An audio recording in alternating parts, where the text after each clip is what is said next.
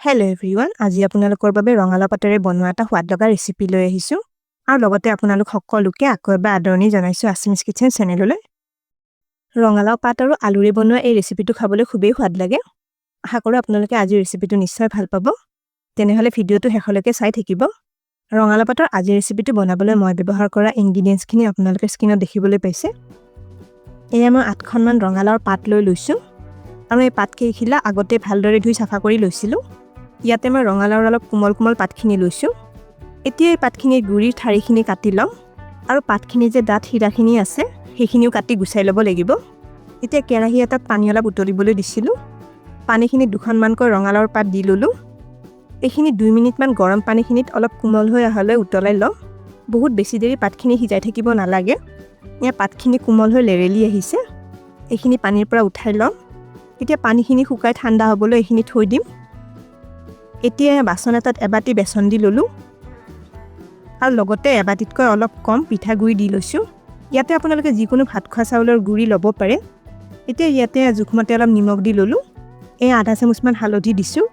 কাশ্মীৰী জলকীয়া গুড়ি আধা চামুচ দিলো আৰু ইয়াত কেইটামান কালজিৰা দিলো। এইখিনি এবাৰ শুকানে মিলাই লৈছো।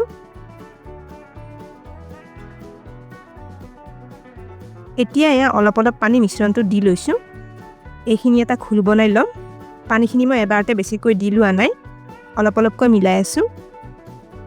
এই বেসন পিঠাগুড়িৰ মিশ্ৰণটো এতিয়া হাতেৰে এইদৰে 2 মিনিটমান ফেটি লম। তেতিয়া এইখিনি ভালদৰে মিহলি হৈ পৰিব। বেসনৰ এই মিশ্ৰণটো খুব বেছি ডাঠ কৰি বনাব নালাগে, অলপ পাতলীয়াকৈ বনাই লৈছো।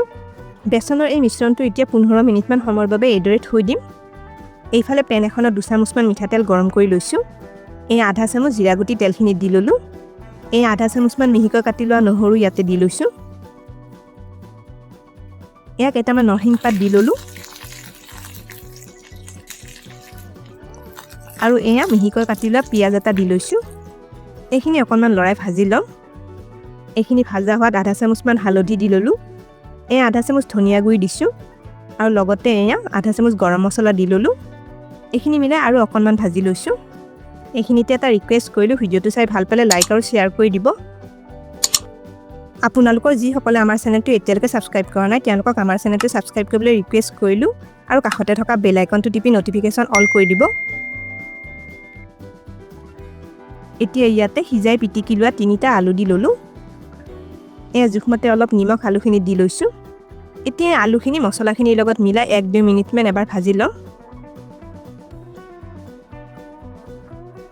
এয়া অলপ হেতাখনেৰে এইখিনি হেঁচি মিলাই লৈছো আৰু এয়া আমাৰ আলু মছলাখিনি ভাজা হৈ গৈছে। এইখিনি এতিয়া ঠাণ্ডা হ'বলৈ থৈ দিম।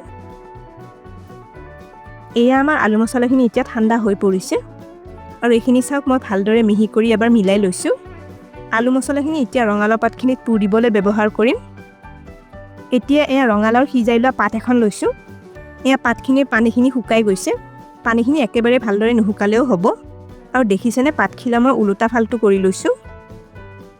এতিয়া এয়া আলু মছলা অলপ লৈছো। এইখিনি এনেকৈ দীঘলীয়াকৈ চেপ দি পাতখনৰ মাজত পুৰ দি লম। এতিয়া দুইটা ফালৰ পৰা পাতখন আলু মছলাখিনিৰ পুৰখিনিৰ ওপৰত মেৰিয়াই দি লম।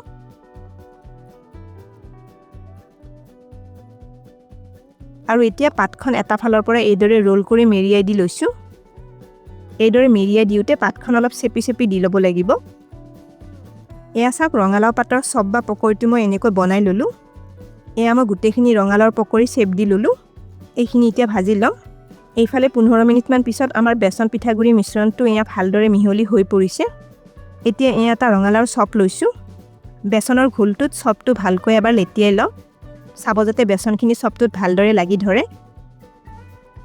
এইফালে সৰু কেৰাহী এটাত তেল গৰম কৰি লৈছিলো।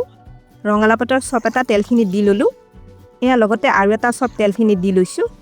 এই চপ বা পকৰিকেইটা এতিয়া গেছৰ কম জুইত ভাজিব দিম। এটা ফালে 2-3 মিনিটমান ভাজা হোৱাৰ পিছত পকৰিকেইটা আনটো ফালে উলটাই দি লৈছো। এনেকৈ প্ৰায় 6-7 মিনিটমান পকৰিকেইটা ৰঙচুৱা হোৱালৈ ভাজি ল'ব লাগিব। এয়া চাওক আমাৰ ৰঙালাওৰ পাতকেইটা ভাজা গৈ ধুনীয়া ৰঙচুৱা আৰু মচমচীয়া হৈ আহিছে। এনেকৈ গোটেইকেইটা ভাজি ল'ব লাগিব। এতিয়া চপকেইটা তেলৰ পৰা মই উঠাই লওঁ। এইখিনি আমাৰ গোটেইখিনি চপ বা পকৰি ভাজি লোৱা হৈ গ'ল। এই চপটো গৰমে গৰমে দালি ভাতৰ লগত খাবলৈ খুবেই ভাল লাগে আৰু কেতিয়াবা চাহৰ লগতো এই চপটো বনাই খাব পৰা যায়। তেনেহলে আজি ৰেচিপিটো কেনে পালে কমেন্ট কৰি নিশ্চয় জনাব।